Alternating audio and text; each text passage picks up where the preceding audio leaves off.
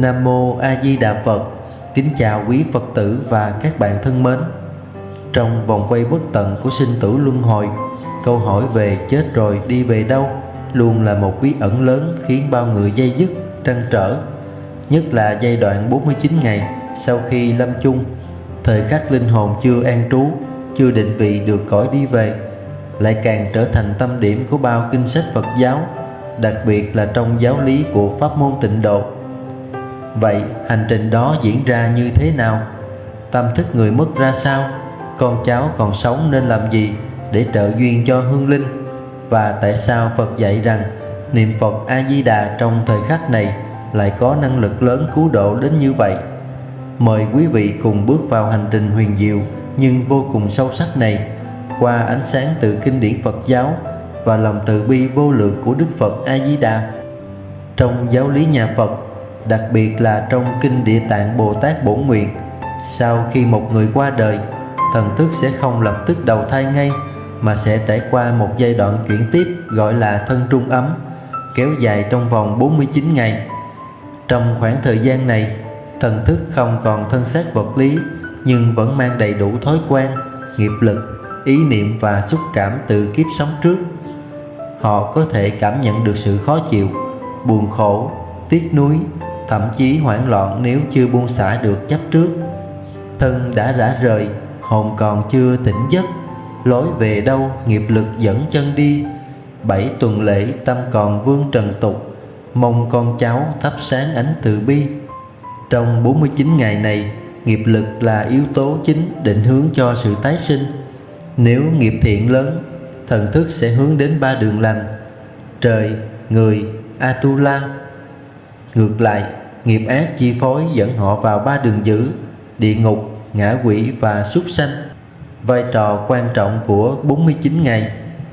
Thời gian 49 ngày không chỉ là khoảng đợi của linh hồn, mà còn là cơ hội cuối cùng để con cháu còn sống có thể làm phước, tu thiện, tạo công đức hồi hướng, giúp thần thức người mất chuyển hóa nghiệp và tăng phước phần trước khi tái sinh. Trong kinh Địa Tạng, Đức Phật dạy rằng nếu có chúng sinh nào trong đời này, khi cha mẹ hay người thân qua đời, biết vì người mất mà tu các việc lành trong vòng 7 thất nhật, thì thần thức của người ấy sẽ được thoát khỏi cảnh khổ, sớm được siêu sinh. Điều này cho thấy rằng dù người mất đã dừng lại nơi thân xác, nhưng nếu con cháu biết niệm Phật, tụng kinh, bố thí, phóng sinh, cúng dường, thì tất cả công đức đó vẫn có thể chuyển hóa nghiệp lực cho người đã mất. Thân tuy mất nhưng tình chưa tan, lửa tâm thành thắp sáng đạo vàng. Một câu Phật hiệu nghìn dặm vượt, hồi hướng công đức độ cõi mang. Pháp môn Tịnh Độ do Đức Phật A-di-đà phát nguyện, thành lập cõi cực lạc để tiếp độ chúng sinh, là con đường thẳng tắp, dễ tu và dễ thành tựu trong thời mạt Pháp. Với những người vừa qua đời, niệm danh hiệu Nam Mô A Di Đà Phật là pháp phương tiện thù thắng, giúp người đã mất gieo hạt giống giải thoát cho thần thức người mất, tạo duyên vãng sanh về cực lạc nếu nghiệp nhẹ, giúp giảm bớt sự hoang mang, sợ hãi trong trung ấm, tăng năng lực từ trường an lành, dẫn dắt hướng thiện. Vì sao vậy?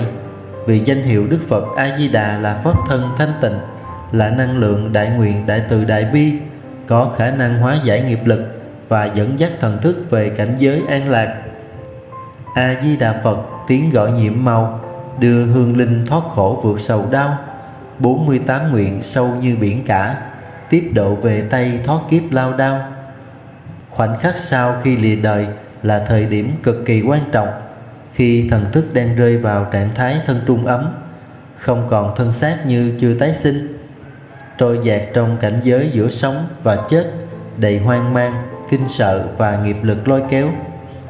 Trong giai đoạn ấy, hầu như mọi khả năng lựa chọn của người mất đều bị chi phối bởi nghiệp, trừ khi họ có một nơi nương tựa chân thật, đó chính là Phật hiệu A-di-đà và pháp môn Tịnh Độ.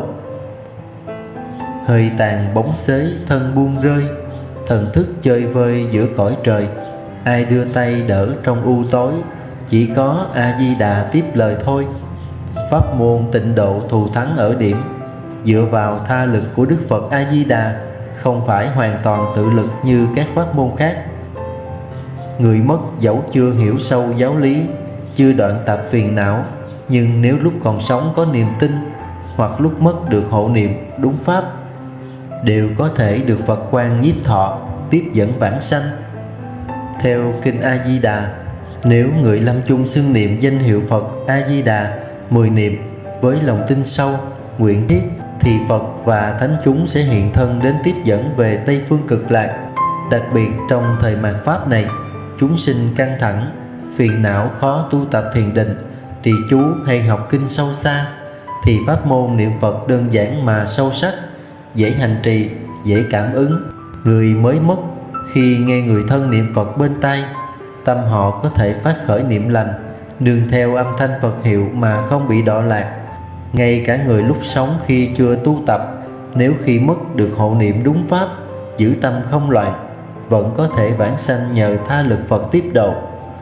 Hơn nữa, chỉ có pháp môn tịnh độ mới giải quyết được vấn đề sinh tử trong một đời, không cần chờ nhiều kiếp đoạn hoặc tu hành cao siêu.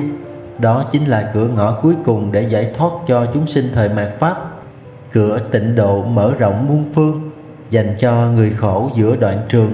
Chỉ cần tin tưởng và cầu nguyện, Phật đến đưa ta khỏi trầm luân.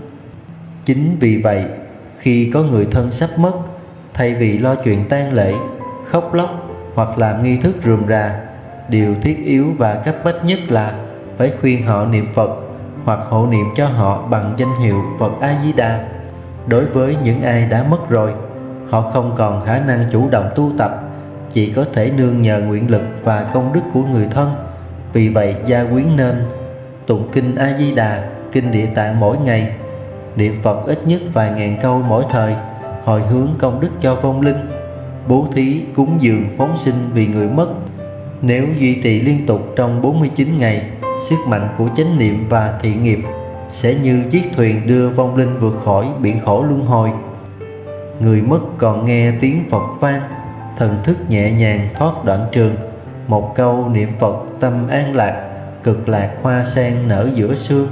Trong suốt kiếp nhân sinh này, chúng ta thường nhầm lẫn giữa cái giả tạm và cái chân thật. Thân thể, tài sản, danh vọng, địa vị, tất cả những gì ta đang nắm giữ vốn là hư ảo, như bọt nước đầu ghềnh, sương mai đầu ngọn cỏ, đến rồi đi, tụ rồi tan. Khi hơi thở cuối cùng chấm dứt, thân xác trở về với cát bụi, tài sản không thể mang theo, người thân cũng đành đứng nhìn bất lực. Cái duy nhất theo ta đó chính là nghiệp lực, những hành động ta từng tạo, lời nói từng thốt ra và ý nghĩ từng khởi niệm. Của cải đầy nhà không đem theo, mà lời ác ý theo trăm năm.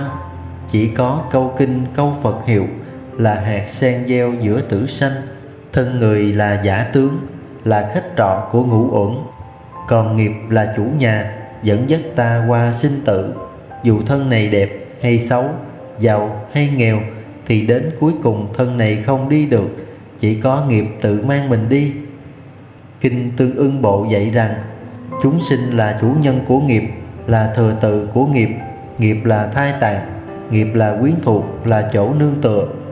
Tuy nhiên giữa dòng nghiệp lực ấy có một điều không bị hủy hoại, không bị sanh diệt, đó là Phật hiệu. Niệm danh hiệu Nam Mô A Di Đà Phật tức là hòa vào đại nguyện vô lực vô biên của Đức Phật A Di Đà.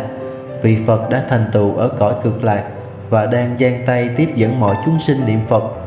Trong 49 ngày sau khi mất, nếu vong linh từng gieo hạt giống niệm Phật lúc sinh thời, hoặc con cháu thay họ thành tâm niệm Phật, thì năng lực bất hoại của Phật hiệu sẽ như ánh sáng phá tan màn đêm, dẫn dắt họ tránh khỏi cảnh dữ, hướng về đường lành, thậm chí được vãng sanh cực lạc nếu đủ duyên lành và tín nguyện.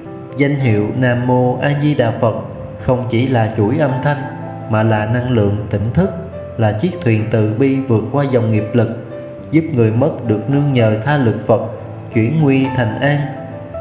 Một câu niệm Phật là ánh đăng, soi lối hồn đi giữa tử thần, không cần vàng bạc hay chi cả, chỉ cần xưng niệm đạo siêu thăng. Từ đó ta hiểu rằng giữa cõi đời phù du này, thứ quý giá nhất không phải là những gì mắt thấy, mà là niềm tin nơi Phật Pháp và hạt giống Phật hiệu trong tâm, vì đó là chìa khóa mở ra cánh cửa sinh tử, là pháp bảo bất hoại, là đạo lộ dẫn về ta vô sanh. Hành trình 49 ngày sau khi chết không chỉ là một trạng thái trung gian, mà còn là cơ hội cuối cùng để giải quyết số phận cuộc đời. Sau đó hành trình giữa lằn ranh sáng, tối, mê, ngộ, khổ, vui. Nếu người sống biết dùng tâm chân thành để niệm Phật, tạo công đức, thì có thể giúp thần thức người mất được siêu thoát, vãng sanh, hoặc ít ra cũng giảm bớt khổ đau trong kiếp tái sinh kế tiếp. Chúng ta ai rồi cũng sẽ bước qua 49 ngày định mệnh đó. Vì vậy, ngay từ bây giờ, hãy tập sống chánh niệm, tích lũy công đức, gieo trồng hạt giống niệm Phật. Đời là cõi tạm chốn vô thường, thân mất chưa xong cuộc đoạn trường. Niệm Phật sớm hôm tâm bền chắc, tránh xa mê lộ vượt trần vương. Kính chúc quý thính giả luôn sống tỉnh thức, yêu thương và hành trì Phật Pháp, để khi tâm chung, dù là bản thân hay người thân của mình, đều có thể hướng tâm về Phật, bước qua 49 ngày thanh thản và an nhiên về cõi cực lạc. Nam Mô A Di Đà Phật. Con nguyện đem công đức này trang nghiêm Phật tịnh độ, trên đền 4 ơn nặng, dưới cứu khổ tam độ. Nếu có ai thấy nghe, đều phát tâm Bồ đề, hết một báo thân này, đồng sanh cực lạc quốc. Nam Mô Tây Phương Cực Lạc Thế Giới Đại Từ Đại Bi A Di Đà Phật.